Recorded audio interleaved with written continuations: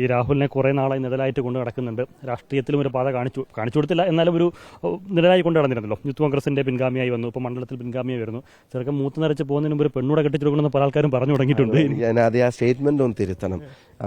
അദ്ദേഹം ആരുടെയും നിഴലിലല്ല.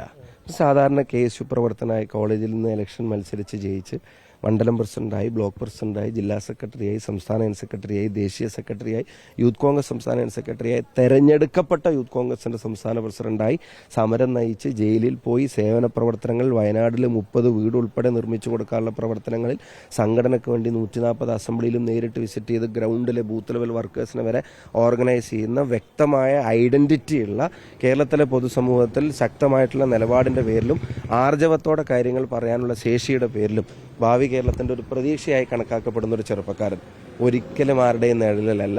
ഈ ഹാസ് ഹിസ് ഓൺ ഐഡന്റിറ്റി. അയാൾക്ക് അയാളുടെ ഐഡന്റിറ്റി ഉണ്ട്. ആ ഐഡന്റിറ്റി പാലക്കാട് തിരിച്ചറിയുന്നുണ്ട്. പിന്നെ ഇനി ചോദ്യത്തിന്റെ അടുത്ത ഘട്ടത്തിലേക്ക്, അത് തീർത്തും വ്യക്തിപരമായിട്ടുള്ള കാര്യമാണ്. പക്ഷേ അതിനുള്ള സമയമായി എന്നൊരു തോന്നൽ എനിക്കുണ്ട്. ഇത് കഴിയട്ടെ. രാഹുലിനെ തോന്നലില്ലാന്ന് തോന്നുന്നു. അങ്ങനെ പിന്നെ സുഖമായിട്ട് നടക്കുകയല്ലേ. ഷാഫിനെ കതിർ മണ്ഡപത്തിലേക്ക് കൈപിടിച്ച് നയിക്കോ? അല്ലല്ല, അതൊക്കെ ഞങ്ങളെല്ലാവരും, ഞങ്ങളുടെ അനിയനല്ലേ, ഞങ്ങളുടെ കുടുംബത്തിലെ പിന്നെ ഞങ്ങളൊക്കെ പ്രതീക്ഷയോടെ ഉറ്റുനോക്കുന്ന ഒരു ചെറുപ്പക്കാരനാണ്.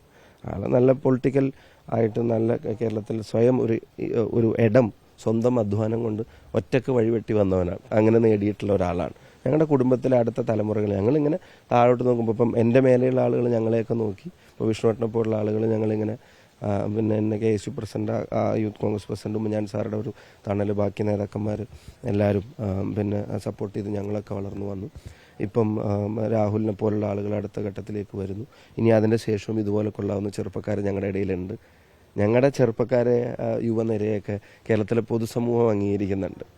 ഈ പിന്നെ അൺവാണ്ടഡ് ആയിട്ടുള്ള സോഷ്യൽ ന്യൂസൻസ് ആയിട്ട് അല്ല അവരെ കണക്കാക്കുന്നത്.